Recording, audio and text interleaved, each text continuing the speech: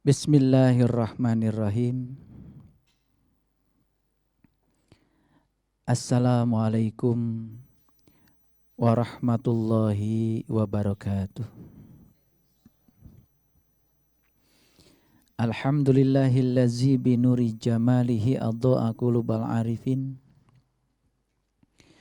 wa bihaibati jalalihi akhraqa fu'adal asyikin wa ammara syiral wasilin. Ashhadu an la ilaha illallah wahdahu la syarikalah rabbul alamin. Wa ashhadu anna Muhammadan abduhu wa rasuluh asrafal anbiya'i wal mursalin Sayyidina Muhammadin wa ala alihi wa sahbihi ajmain. Subhanaka la ilma lana illa ma 'allamtana innaka antal alimul hakim.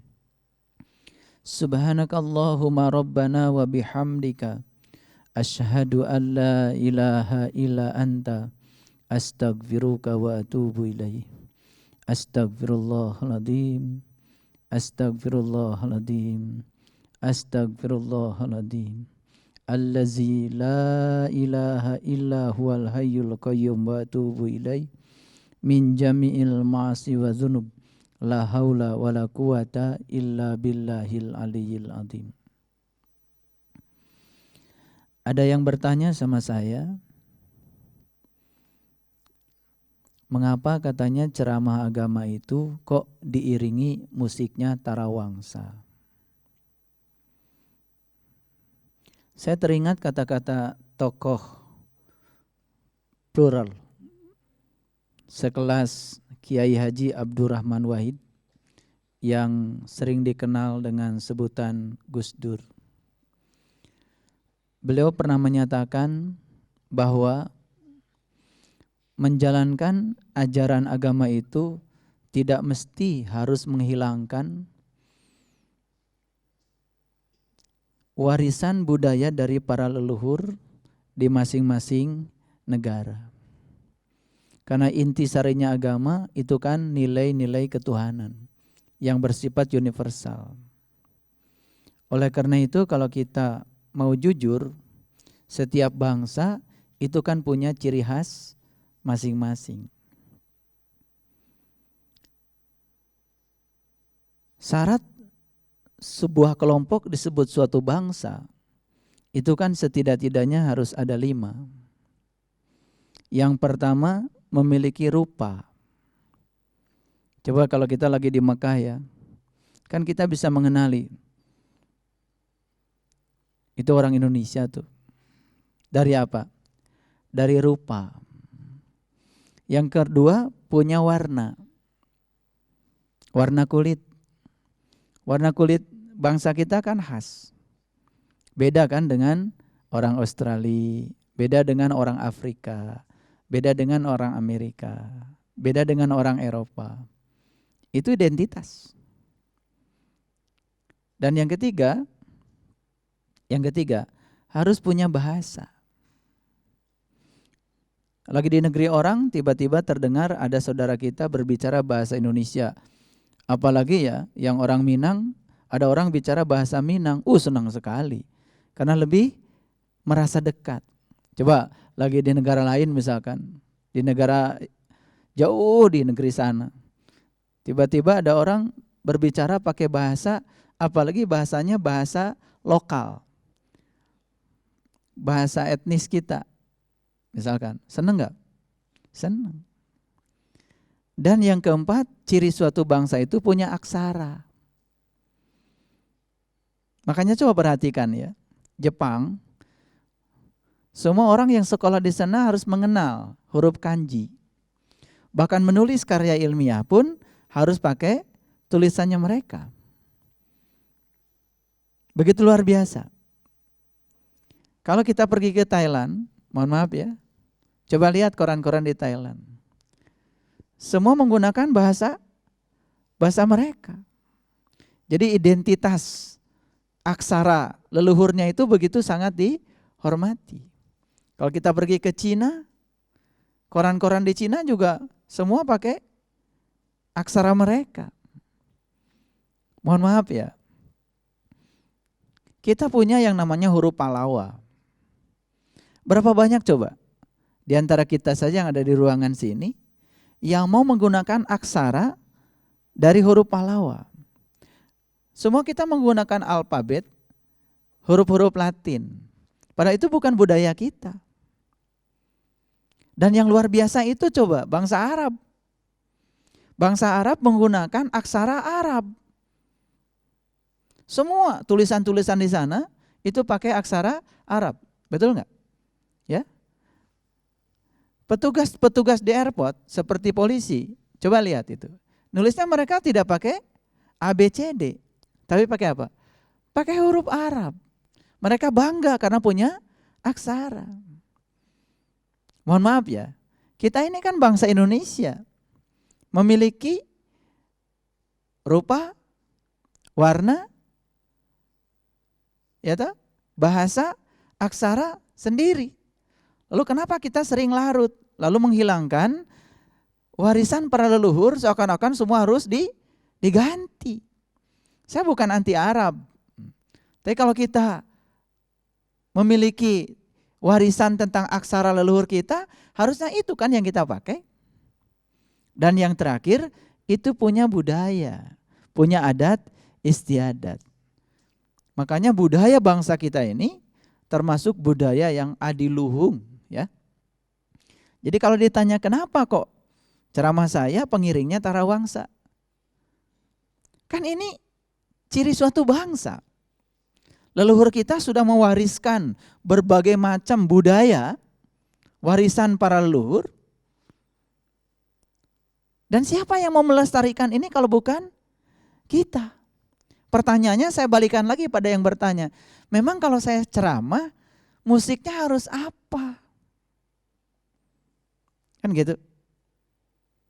Karena kita sudah mengidentikan seakan-akan agama itu dalam tanda kutip Arab, sehingga musiknya harus selalu Arab. Kan itu bukan budaya kita. Dua alat musik ini bagi saya itu sangat luar biasa. Coba leluhur kita cuma bikin 2 senar saja itu di musik gesek itu. Tapi yang keluar itu suara alam yang beragam. Seperti jiwa kita yang sedang berbicara pada diri kita sendiri. Dan itu sangat luar biasa. Baik, pada kesempatan yang penuh berkah ini, saya akan meneruskan kajian kita di sesi yang pertama tentang proses penciptaan alam semesta. Itu berdasarkan Quran yang ayat-ayatnya sudah saya sebutkan tadi, ya. Ada 7 ayat di 7 surat yang berbeda. Kok angkanya 7 juga luar biasa? 7 ayat di 7 surat yang berbeda cerita tentang proses penciptaan langit dan bumi, dan yang di antara keduanya itu melalui proses 6 masa.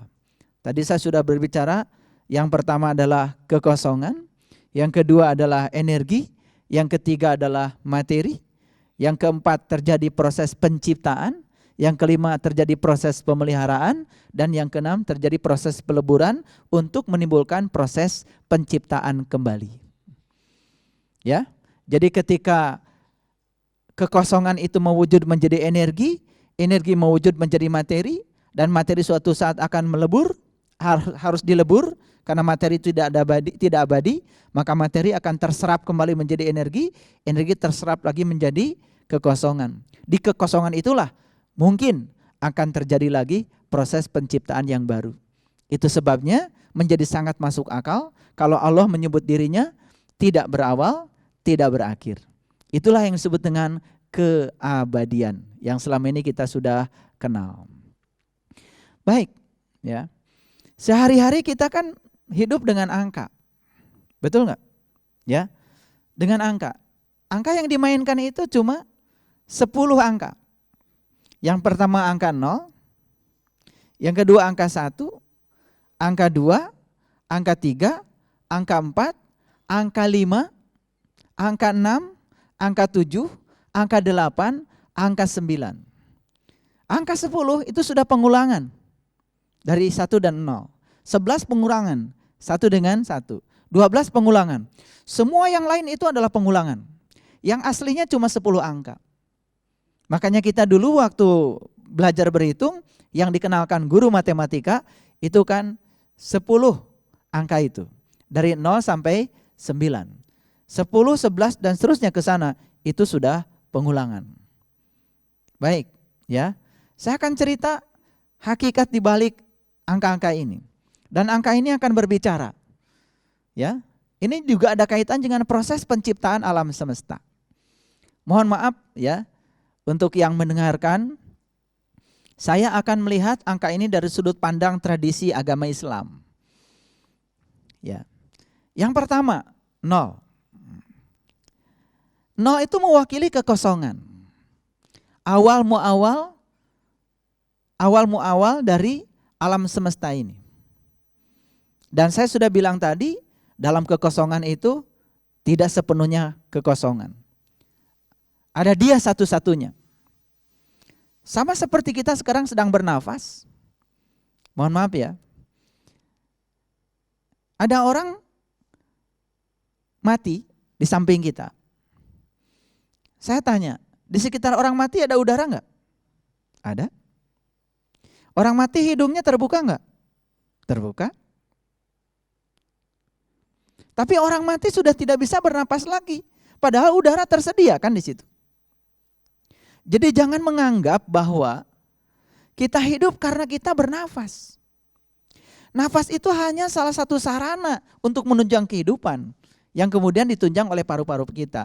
Tapi di balik nafas itulah sebetulnya kehidupan yang sesungguhnya. Makanya berulang kali saya katakan, saat kita sedang tidur, yang pertama kali tertidur mata. Selanjutnya telinga. Makanya orang kalau sudah lama tertidur matanya, lama-kelamaan telinganya juga tidak mendengar. Dan selanjutnya diikuti oleh seluruh anggota tubuh. Satu-satunya yang tidak pernah tidur, itu kan nafas. Makanya lalu Allah berfirman di dalam Al-Quran, la ta'khuduhu sinnatu wala naum. Aku gak pernah tertidur, aku gak pernah terkantuk. Karena kita belajar terlalu jauh sampai kita gak sadar. Siapa sih yang gak pernah tertidur dan gak pernah terkantuk dalam diri kita? Bukankah napas kita? Kalau begitu siapa itu yang namanya nafas? Itulah inti kehidupan. Makanya begitu seseorang sudah kehilangan napas, 1 menit, 2 menit, bagaimana repotnya dokter? Bagaimana repotnya petugas yang membantu dokter, yang namanya perawat. Saya pernah menyaksikan ada seseorang tiba-tiba tidak bernapas. Langsung itu ribut semuanya. Ada yang mau memompa jantungnya, ada yang mau memompa dadanya, supaya jantungnya kembali aktif, macam-macam yang dilakukan. Itu karena kehilangan napas. Makanya kehilangan napas selama-lamanya itu yang disebut dengan kematian. Tapi pertanyaannya, saat ada orang hidup, ada orang mati di sampingnya. Kan sebetulnya dua-duanya diliputi udara, tetapi yang satu tidak lagi menarik udara, yang satu bisa menarik udara.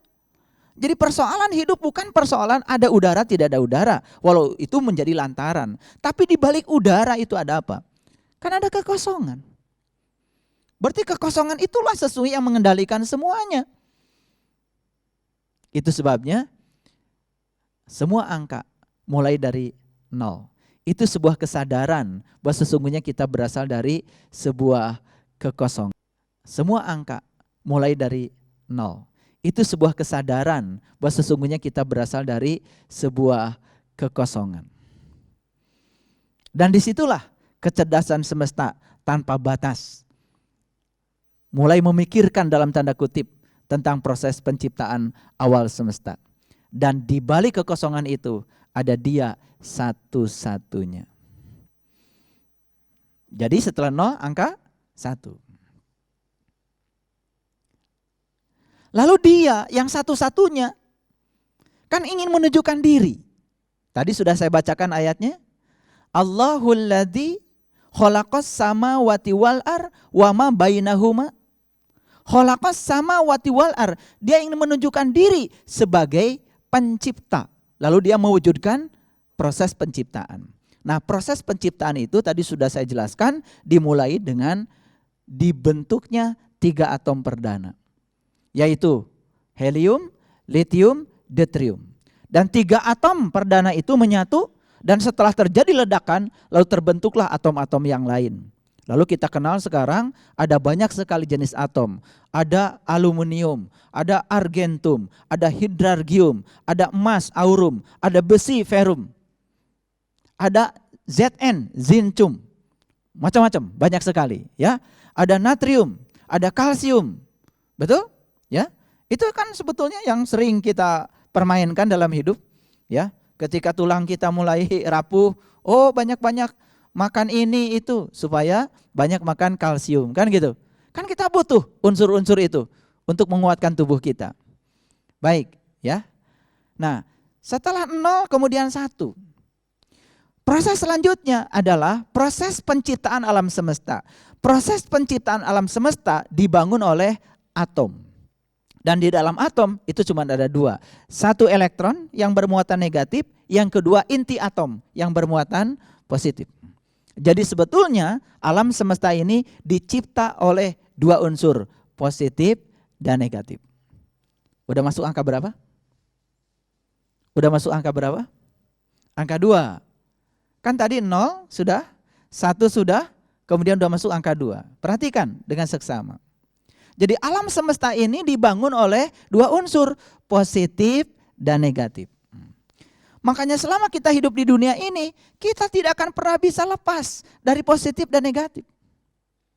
Kesempurnaan hidup bukan terletak pada positif atau negatifnya, terletak pada kemampuan menerima positif dengan negatif dengan cara yang sama. Nah, setelah terbentuknya alam semesta ini dengan positif dan negatif, siapa yang terbentuk? Bintang-bintang terbentuk? Planet-planet terbentuk? Hewan terbentuk? Manusia terbentuk? Tumbuh-tumbuhan terbentuk? Sampai listrik yang nyala pun terbentuk. Karena listrik ini kan berasal dari positif dan negatif yang digabungkan sehingga menjadi nyala. Makanya orang-orang yang mengajarkan teknik self-healing, mereka mengajarkan sesungguhnya tangan kita ini lebih banyak listrik positifnya. Dan tangan kiri ini lebih banyak listrik negatifnya. Makanya kalau ingin mendapatkan ketenangan, satukan saja positif dan negatif. Makanya kan kita sering ya kalau salaman, salam.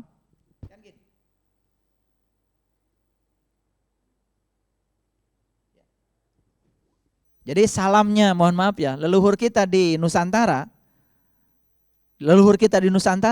salamnya kan tidak dengan tangan satu. Coba perhatikan, mohon maaf ya, di seluruh etnis kita di Nusantara, salamnya selalu 2. Salam itu artinya apa? Salam itu artinya kan damai. Bagaimana kita bisa memberikan kedamaian pada orang lain kalau kita belum damai? Itu sebabnya satukan positif dengan negatif. Begitu disatukan, seluruh sel dalam tubuh kita merasakan sebuah kedamaian yang sangat luar biasa.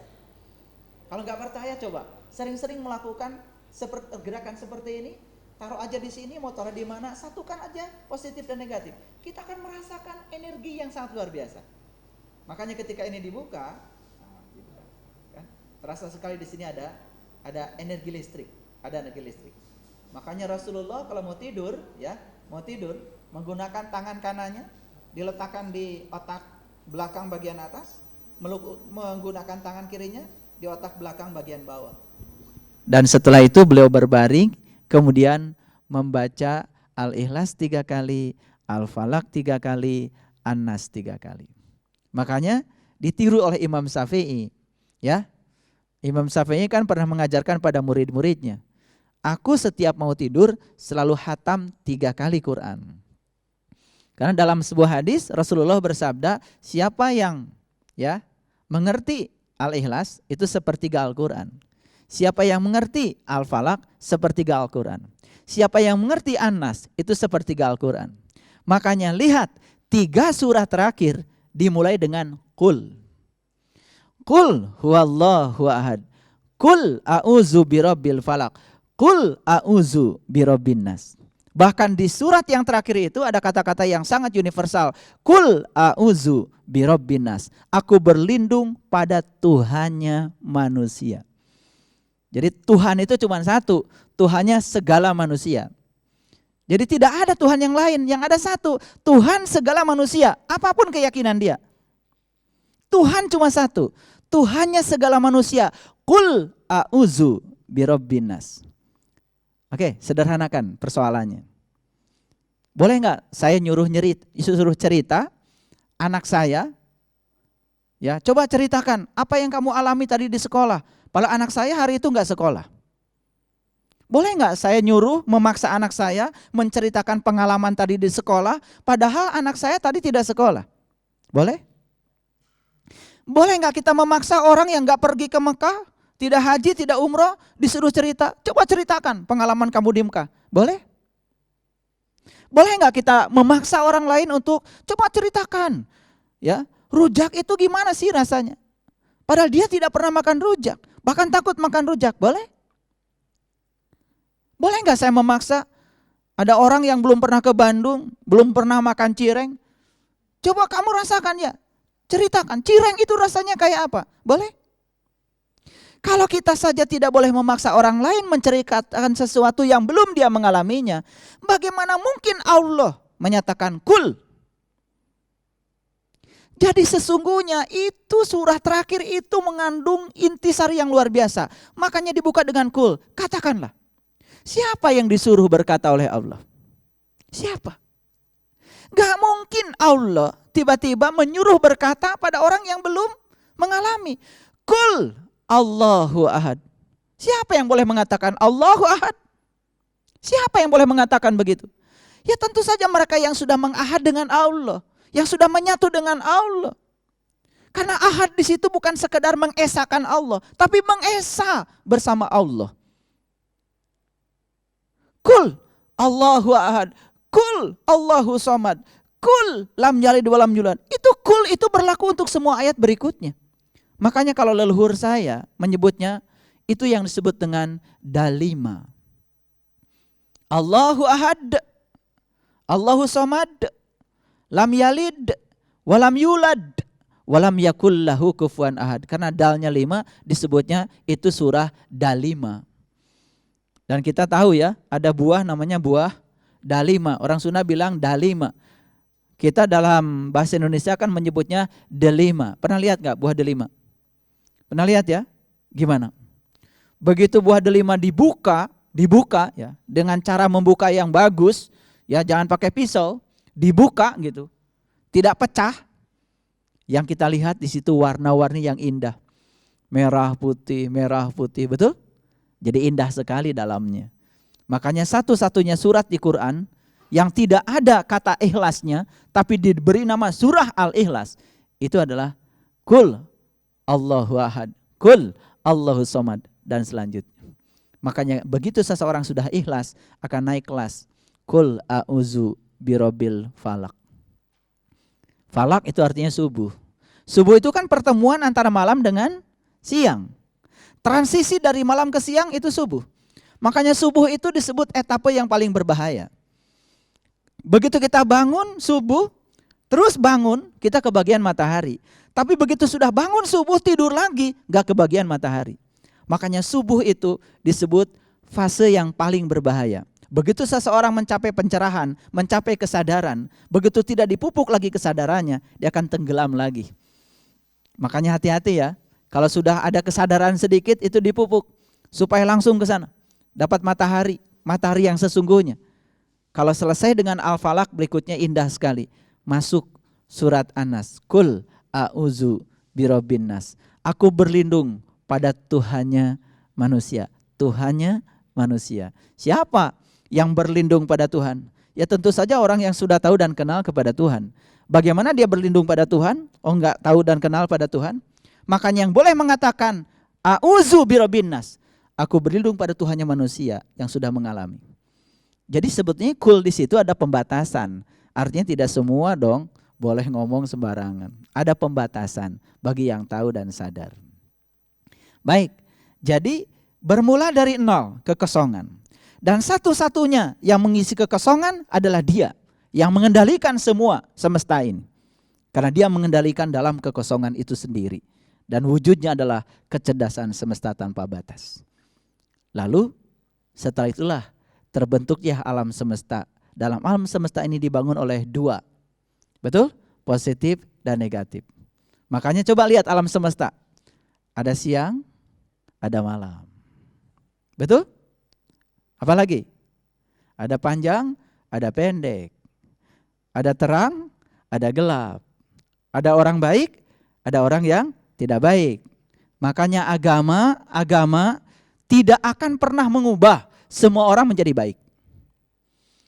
Agama kan sudah ada sejak zaman para nabi, para rasul. Apa di zaman nabi dan di zaman para rasul semua orang baik? Selalu ada yang baik, tapi selalu ada yang tidak baik. Makanya agama itu tidak akan pernah mengubah semua orang menjadi baik seluruhnya. Kenapa? Kan syarat untuk menjadi baik harus ada yang tidak baik.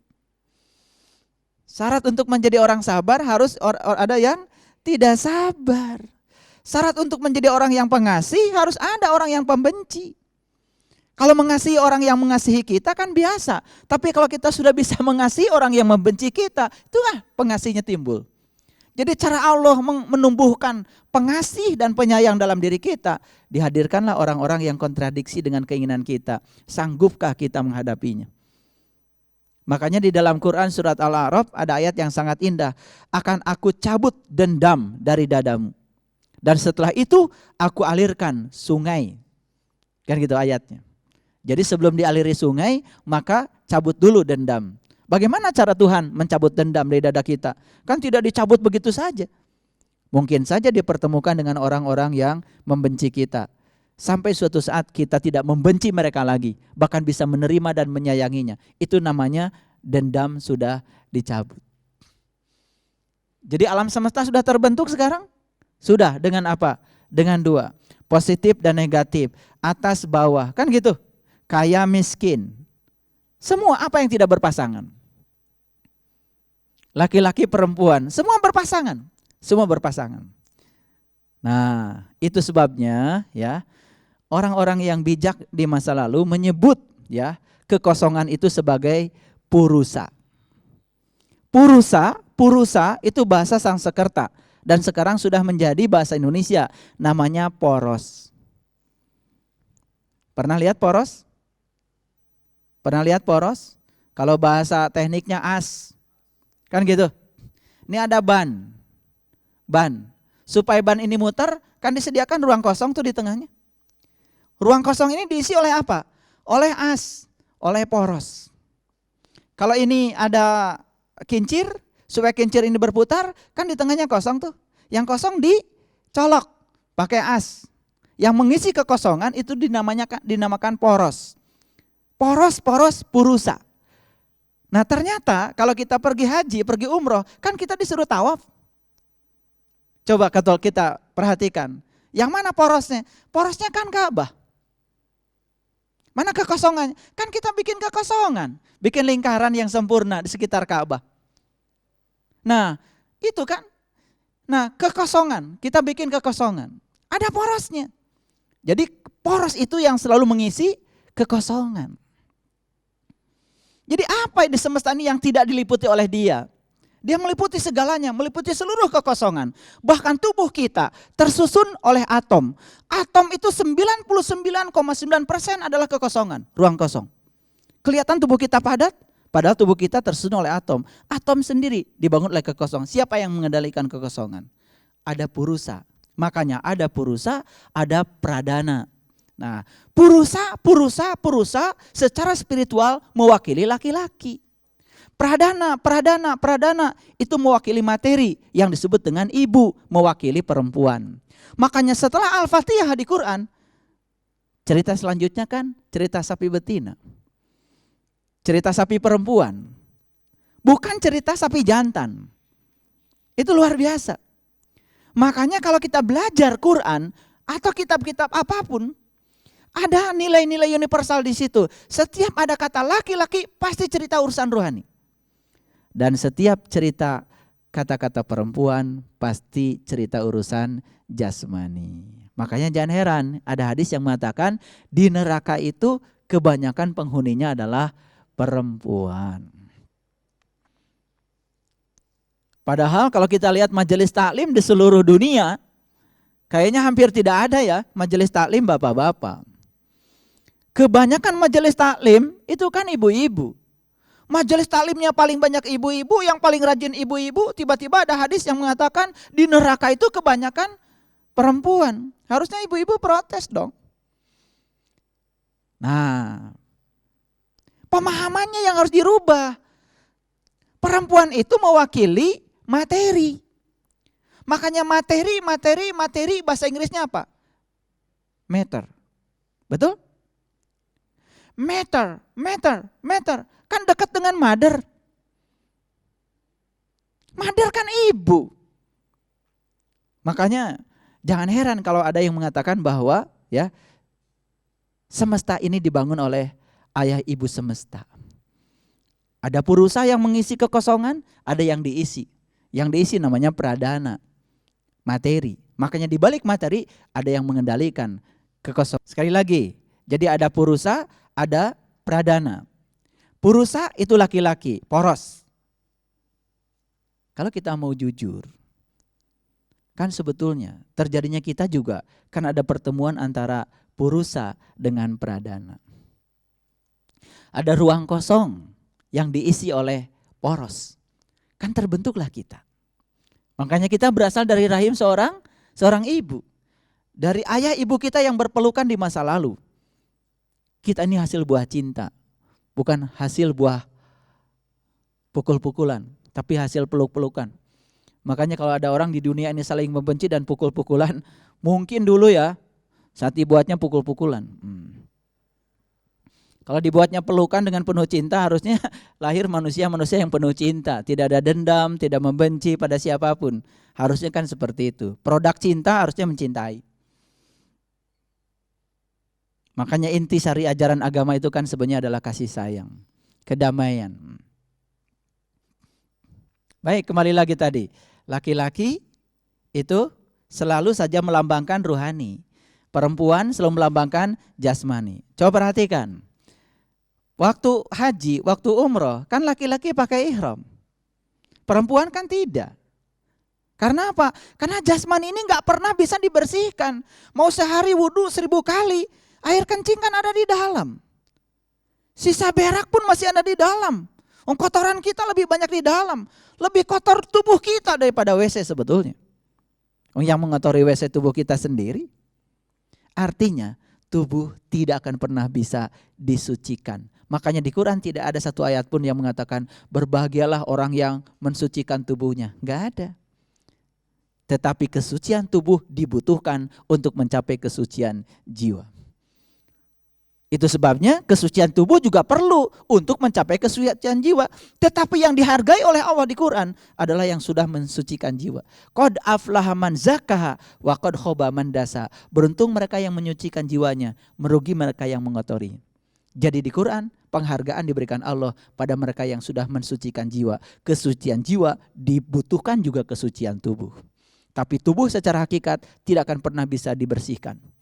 Paling luar-luarnya saja, dalamannya tidak pernah bisa tersentuh. Betul gak? Iya. Kita kan mau sholat ya, kemudian celana kita kecipratan, mohon maaf ya, dalam tanda kutip barangkali air kencing, kemudian kita sebut najis.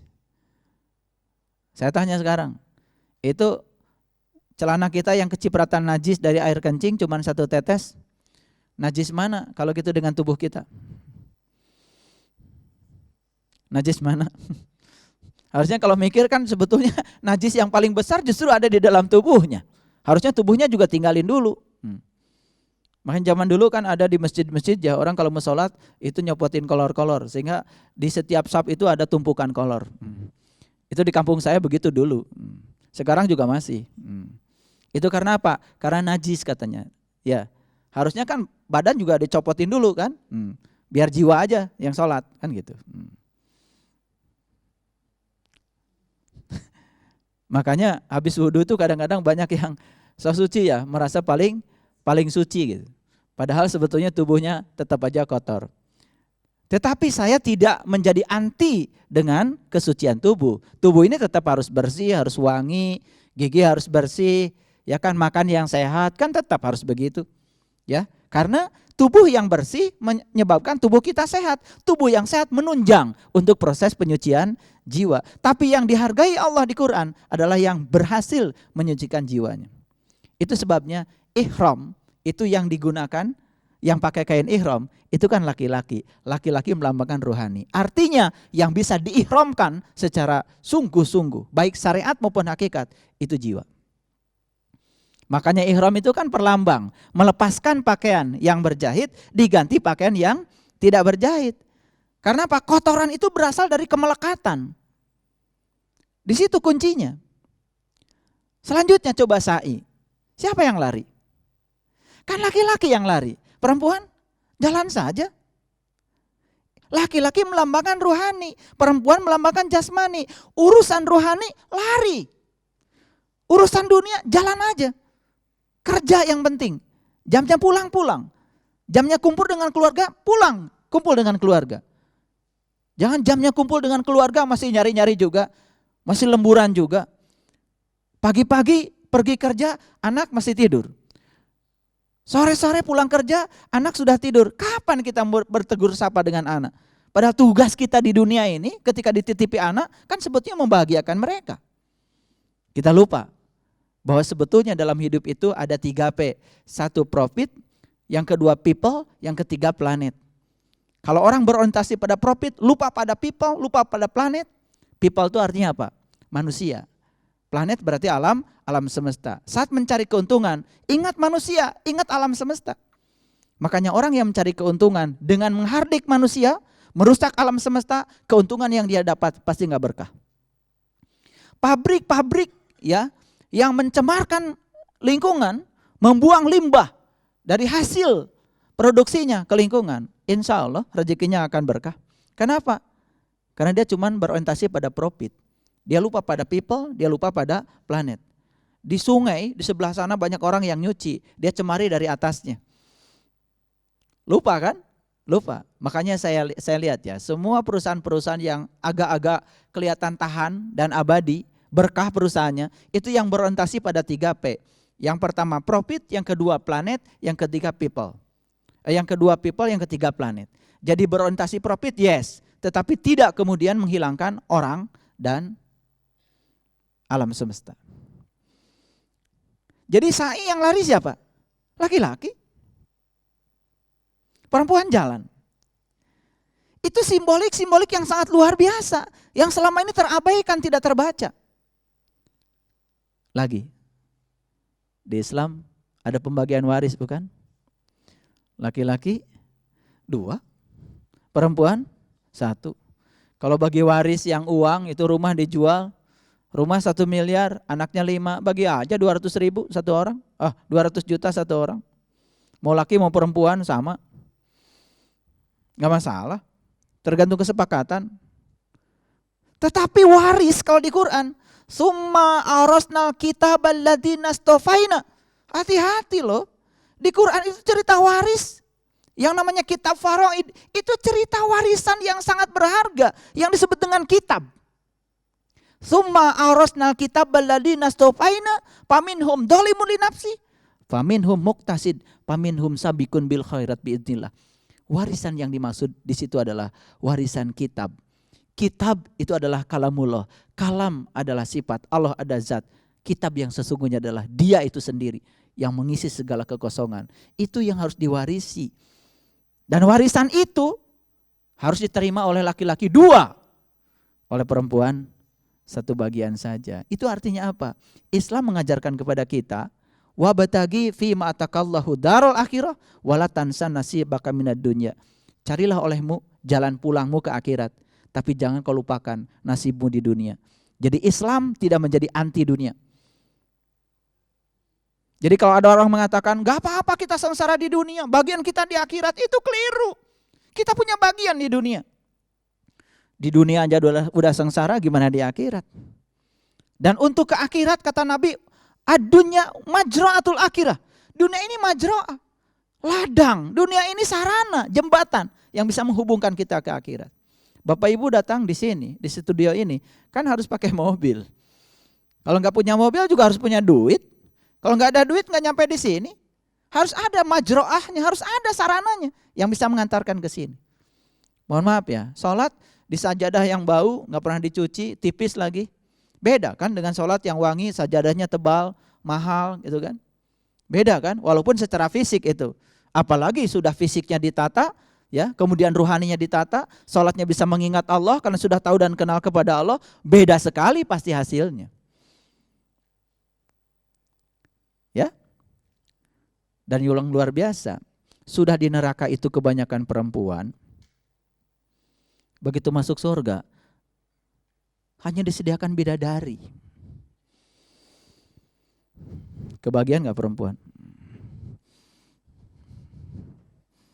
Sudah di neraka itu disediakan kebanyakan perempuan, begitu di surga, gak ada cerita di surga itu cerita laki-laki. Di surga itu cerita bidadari. Bidadari kan bagiannya laki-laki.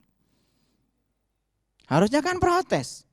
Sudah gitu ada kata-kata, ya, ada kata-kata lagi. Apa itu? Ar-rijal qawwamuna 'alan nisa. Laki-laki itu pemimpinnya wanita. Sehingga yang boleh jadi pemimpin hanya boleh laki-laki. Itu keliru lagi memahaminya. Sekarang di universitas ada penemuan statistik yang luar biasa. Bahkan di SBMPTN, ya, di seleksi bersama masuk perguruan tinggi negeri, ada kasus yang sangat luar biasa. Apa? Karena di situ kan tidak dibedakan laki-laki perempuan. Tidak pernah perguruan tinggi misalkan jurusan teknik menerima laki sekian perempuan sekian, enggak. Ada passing grade. Ternyata sekarang 5 tahun terakhir di perguruan tinggi hebat di Indonesia, yang bisa lolos ke perguruan tinggi semua perempuan. Bahkan di kelas saya ya, kelas fisika, itu perempuan tuh 40, laki-lakinya 2. 42 itu lakinya 2 loh, perempuannya 40. Fenomena apa? Mereka sudah menguasai ilmu pengetahuan kemudian tidak boleh jadi pemimpin gara-gara ayat itu. Salah memahaminya. Ar-rijal qawwamuna 'alan nisa. Rijal itu laki-laki, laki-laki itu rohani.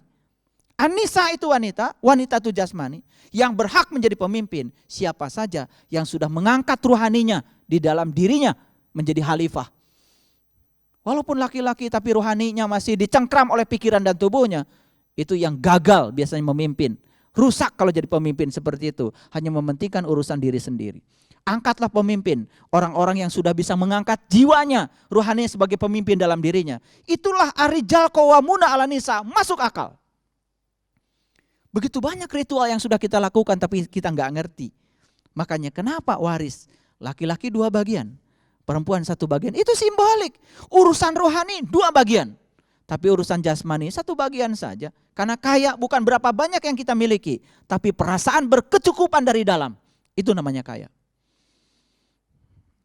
Baru sampai mana? Baru sampai 2. Sudah terbentuk tadi alam semesta? Terbentuk ya. Begitu alam semesta terbentuk oleh positif dan negatif, sadar bahwa sesungguhnya kita di alam semesta ini ditugaskan untuk menerima positif dan negatif dengan keikhlasan yang sama. Negatif mencengkram yang positif, dua-duanya sumber penderitaan. Makin menolak apa yang kita ingin, yang tidak kita ingin makin terjadi berulang-ulang. Mencengkram yang kita ingin, takut kehilangan yang kita sudah miliki, mencintai apalagi berlebihan, kita juga menjadi menderita. Sampai 2 ya, sekarang 3. Untuk melestarikan proses yang 2 ini, lalu Allah menghadirkan yang 3. Apa itu? Penciptaan, pemeliharaan, peleburan. Setelah dilebur, penciptaan lagi, pemeliharaan. Mohon maaf ya, hari ini ada yang mati. Kemana itu tubuh? Tubuh kan dikembalikan lagi ke bumi. Lalu dilebur oleh bumi. Allah melakukan proses peleburan. Semua unsur-unsur tubuh menyatu lagi. Unsur vitamin, unsur mineral menyatu dengan bumi. Suatu saat kan diserap lagi tuh oleh bumi. Oleh siapa? Oleh pohon, oleh apa? Ya, jadi buah, jadi daun, betul? Dimakan hewan. Ada juga yang daunnya langsung dimakan manusia. Hewannya dipotong, dimakan juga manusia. Kan jadi saripati yang terbuat dari saripati tanah. Jadi apa? Jadi sel lagi. Sel sperma dan sel telur. Terjadilah proses penciptaan lagi. Kan proses penciptaan manusia di rahim ibu. Waktu bertemu 2 sel. Lahir lagi anak manusia. Tumbuh. Mulai dari fase maskumambang, fase mijil, fase sinom, fase asmarandana, fase dandanggula, fase kambuh, fase pangkur, magatru, pucung. Begitu sudah jadi pocong, dilebur lagi ke tanah. Menyatu lagi dengan unsur-unsur tanah. Kemudian terjadi proses berikutnya, berulang-ulang. Tidak berawal, tidak berakhir. Itulah angka 3. 3 lah yang mempertahankan keabadian. Penciptaan, pemeliharaan, dan peleburan. Masuk angka 4. Inilah yang disebut dengan saraba 4. Makanya leluhur kita di tanah Jawa membuat makanan yang khas lebaran. Namanya kupat. Kata orang Jawa, laku sing papat. Kupat itu luarnya janur, warnanya kuning keemasan, dalamnya nasi. Begitu dimasukkan beras masih keras, disebutnya beras, bukan nasi. Begitu sudah direbus jadi lembut, baru jadi nasi. Makanya kalau orang keras itu masih beras itu. Harus direbus itu. Ya. Gampang marah, gampang menjustifikasi orang, gampang menghukumi orang, gampang nyalah-nyalahkan orang. Bahkan memusuhi orang, membenci orang, bahkan menebar kebencian kepada orang lain. Itu beras itu. Masih keras. Rebus itu. Tapi direbusnya di mana? Direbusnya dalam wadah yang namanya janur. Janur itu bahasa Sanskerta artinya sejatinya nur. Jadi sebetulnya sejatinya nur. Sejatinya manusia adalah nur. Makanya luarnya janur, dalamnya beras. Beras bahasa Arabnya, bahasa Indonesianya nasi.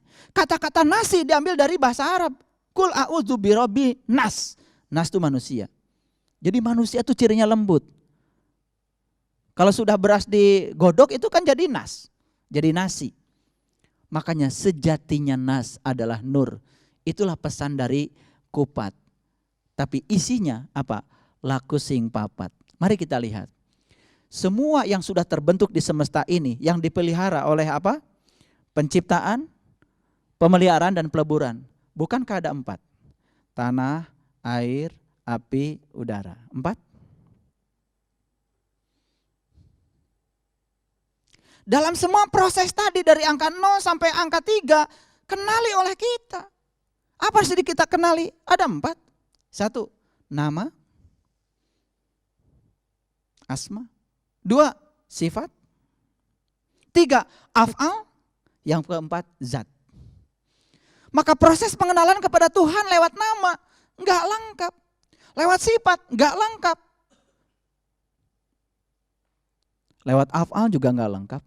Harus lewat dianya sendiri. Makanya para leluhur kita di zaman dulu mengatakan Arabtu Robbi bi Robbi. Aku mengenal Tuhanku dengan Tuhan itu sendiri. Makanya begitu pengenalan pada yang terakhir, makanya af'al, sifat dan asma ada di dalam-dalamnya. Lalu supaya kita lestari di kehidupan ini damai, peliharalah kehidupan kita dengan 4 ilmu.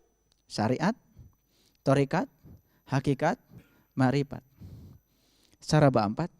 Sahabat Rasul juga 4. Abu Bakar, Umar, Utsman, Ali. Lafaz Allah juga 4. Alif, lam, ha. Lafaz Muhammad juga 4. Mim, ha, mim, dal. Unsur air jadi sufiyah. Unsur api jadi amarah. Unsur tanah jadi lawamah. Dan unsur udara jadi mutmainnah. Ada nafsu 4. Makanya ketika kita mengolah nafas, sebetulnya kita sedang memberdayakan nafsu mutmainnah. Makanya orang yang olah nafasnya sudah bagus, kesadarannya biasanya tinggi. Coba perhatikan ya. Kita yang napas biasa saja, keluar masuk biasa, yang alamiah. Kita ini udah pinter, udah baik. Coba kalau kita berdayakan, napasnya diolah. Diberdayakan, kesadaran kita dinaikkan. Itu sudah luar biasa. Masuklah ke fase yang 4. Peliharalah dengan yang 4. Jadi yang 4 ini banyak sebetulnya, ya. Bisa berbicara nafsu, bisa berbicara proses pengenalan tadi, banyak di balik angka 4. Makanya leluhur kita menyebutnya saraba 4. Semua itu serba 4. Makanya dalam ajaran Islam semua kesempurnaan serba 4. Baru kalau sudah menemukan yang 4, baru kita akan merasakan 5. Dalam tradisi Islam, 5 ini sudah kita kenal sejak dari kecil. Apa itu? Cerita tentang rukun Islam. Betul? Apa Islam artinya? Kan pasrah. Masih ingat rukun Islam? 1, syahadat. 2, sholat. 3, zakat. 4, saum. 5, haji. Secara syariat memang seperti itu. Syahadat, baru sholat, baru zakat, baru saum, baru haji. Itu secara syariat. Syariat itu selalu dari kiri ke kanan. Tetapi orang-orang bijak mendapatkan pemahaman bisa saja dari kanan ke kiri. Syahadat itu apa? Syahadat itu bersaksi. Kapan kita bersaksi? Kalau sudah menyaksikan. Kapan kita bisa menyaksikan? Kan kalau sudah bertemu. Kapan bisa bertemu? Kan kalau sudah berkunjung. Berkunjung ke rumahnya dia. Di mana rumahnya dia? Allah mengatakan, aku bersamamu, lebih dekat padamu daripada uratnya di lehermu. Langit dan bumi tidak akan cukup menampung zatku, tapi kalbunya orang yang beriman, itulah sebenar-benarnya rumahku. Makanya berkunjung ke rumah Tuhan yang sebenarnya kewajiban setiap manusia. Walillahi annas hijul bait manistato'a ilai sabila. Berkunjung dulu ke rumahnya. Setelah berkunjung ke rumahnya bertemu, setelah bertemu menyaksikan, setelah menyaksikan baru bersaksi. Terjadilah di situ asyhadu alla ilaha illallah wa asyhadu anna Muhammadar Rasulullah. Kalau sudah bersaksi, apa yang disaksikan pasti bisa diingat, baru sholat. Makanya di Quran dikatakan innani anallah la ilaha illa anna fa'budni wa aqimis sholata li zikri. Dirikanlah sholat untuk mengingatku, sembahlah aku, dirikanlah sholat untuk mengingatku. Bagaimana kita bisa sholat khusyuk kalau kita nggak kenal kepada yang disembah? Makanya berkunjung dulu ke sana, baru menyaksikan. Setelah menyaksikan, baru bersaksi. Setelah bersaksi, baru mengingat. Setelah mengingat, baru sholat. Kalau sholat terus menerus dilakukan, baru terjadi zakat. Apa itu zakat? Zakat itu artinya membersihkan. Jiwa kita menjadi bersih. Ini saya cerita hakikat. Supaya lebih bersih lagi, apa? Saum. Apa itu definisi saum? Lihat hadis qudsi.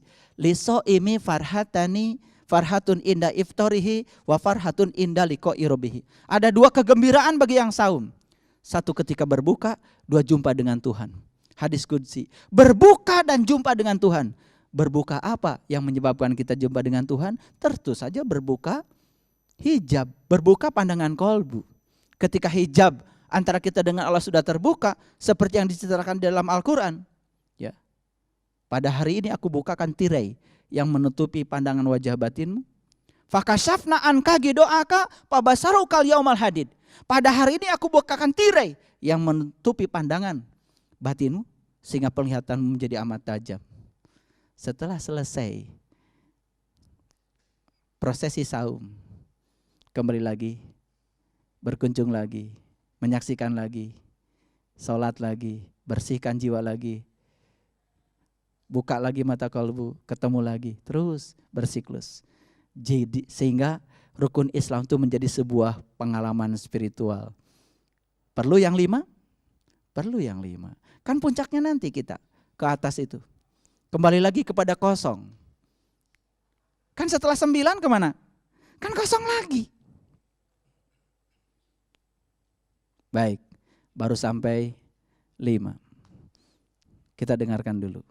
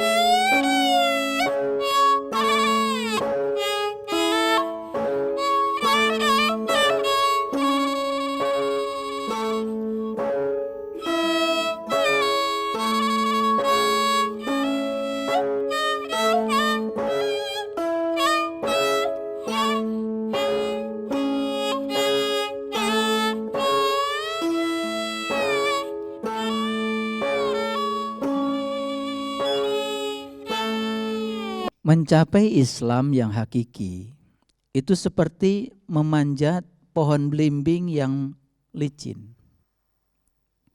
Itu digambarkan dalam syair lagu Lir Ilir. Karena ada kata-kata penekno blimbing kui. Lunyu penekno. Jadi panjatlah pohon belimbing ini.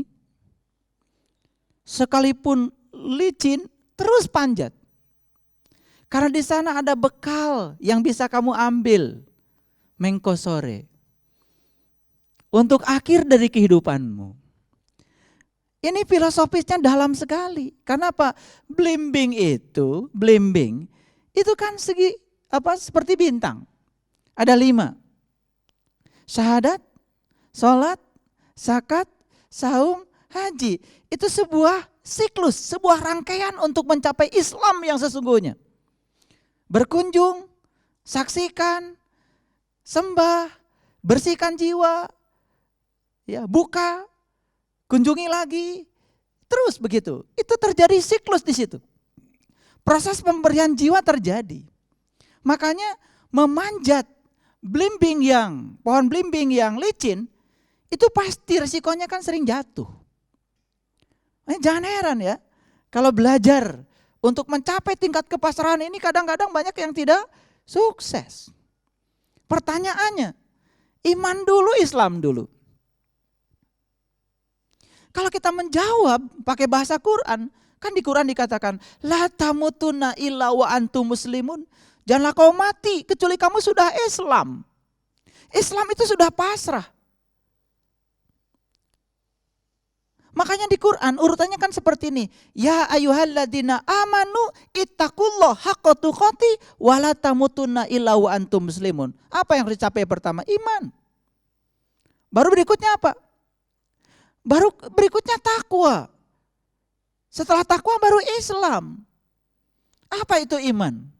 Apa itu takwa? Apa itu Islam? Jangan menggunakan persepsi sendiri untuk menerjemahkan itu. Kalau kita belajar dari Quran surat Al-Baqarah ayat 63, takwa itu ternyata wa'id akhadna misaqakum wa rafa'na fawqakum tur khudu ma atainakum biquwwatin wazkuru ma fihi la'allakum tattaqun. Ingatlah ketika aku mengambil janji darimu, aku angkat gunung di atasmu. Dan pegang teguh apa yang kami pertunjukkan padamu. Ingat apa yang ada di dalamnya. Baru kamu akan jadi orang yang bertakwa. Diulang lagi di Quran surat Al-Baqarah 183. Ya ayyuhalladzina amanu kutiba alaikumusiyam. Kama kutiba alal ladzina min qablikum la'allakum tattaqun. Ternyata takwa bisa dicapai juga dengan saum. Saum yang mana? Itulah yang dalam hadis diskusi dikatakan ada 2 kegembiraan bagi yang saum. 1 ketika berbuka, 2 jumpa dengan Tuhan. Itulah takwa sebagai laku yang harus dilakoni. Baru takwa yang kayak gini akan mengantarkan seseorang menjadi muslim, menjadi Islam. Tetapi dari mana takwa dimulai? Dari iman. Makanya yang pertama adalah iman. Makanya setelah 0, 1, 2, 3, 4, 5, maka angka 6-nya adalah rukun iman. Kalau kita belajar rukun iman, kan mulai dari iman pada Allah, iman pada malaikat, iman pada kitab, iman pada Rasul, betul? Berikutnya iman pada hari kiamat, dan selanjutnya iman pada qada dan qadar. Kalau dipahami secara syariat segitu, memang sulit, kadang-kadang cuma jadi hafalan. Bagaimana iman bisa membuka pintu kolbu? Karena sesungguhnya definisi iman menurut Nabi Muhammad sendiri, al-iman tasdikun bil qalbi wa iqrarun bil lisan wal amalun bil arkan. Iman itu adalah pembenaran oleh kolbu. Baru dilisankan, baru diamalkan dalam perbuatan. Berbicara iman adalah berbicara kolbu. Dan kolbu tidak sama dengan hati. Hati bahasa Arabnya kibdah atau qobid. Sedangkan kolbu, kata Allah sendiri dalam hadis qudsi, langit dan bumi tidak akan cukup menampung zatku. Tapi kolbunya orang yang beriman, itulah rumahku. Jadi kolbu sesungguhnya adalah rumah Tuhan yang sesungguhnya. Bagaimana mencapai rumah Tuhan yang sesungguhnya? Tentu saja, ya. Di dalam Quran Allah berfirman, "Mayyahdillahu fahuwal muhtadi wa mayyudlil falan tajidalahu waliya mursidan." Barang siapa Yang dikehendaki Allah mendapatkan petunjuk pasti akan bertemu dengan seorang penunjuk jalan.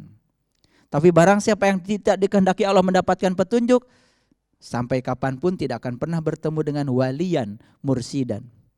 Teman yang cerdas. Wali itu teman. Mursid dari irsyad. Irsyad itu cerdas. Harus bertemu dengan teman yang cerdas. Yang bisa mengantarkan kita kepada dia. Makanya karena takdir Allah, seseorang bisa bertemu dengan penunjuk jalan.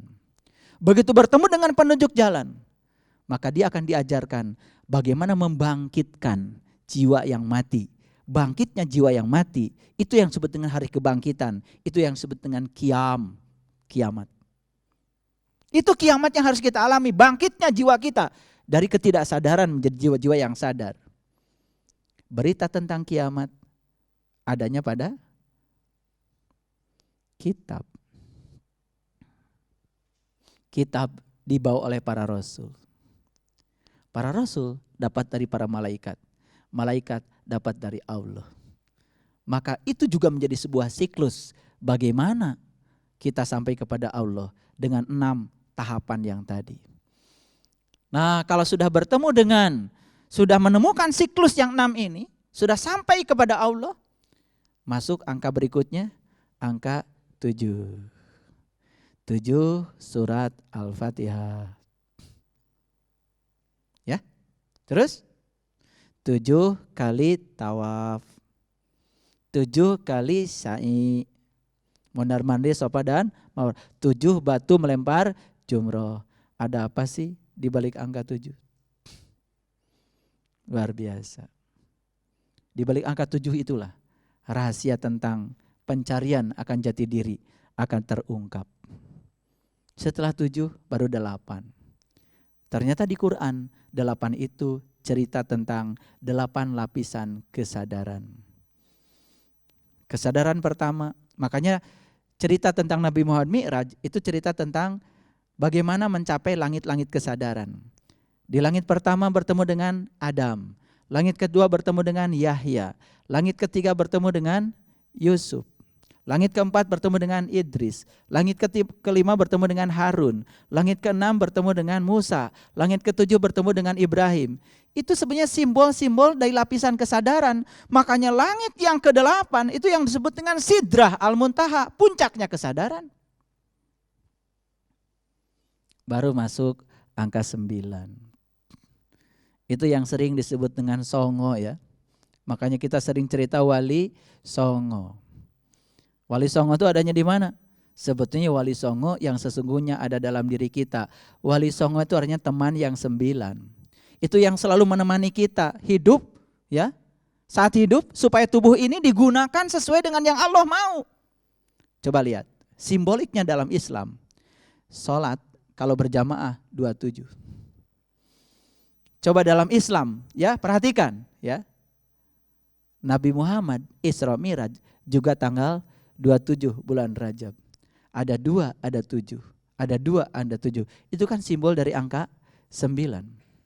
Begitu kita kenal yang 2, kenal yang 7 dan bisa menggunakannya, berarti kita sudah bertemu dengan Wali Songo yang ada dalam diri kita.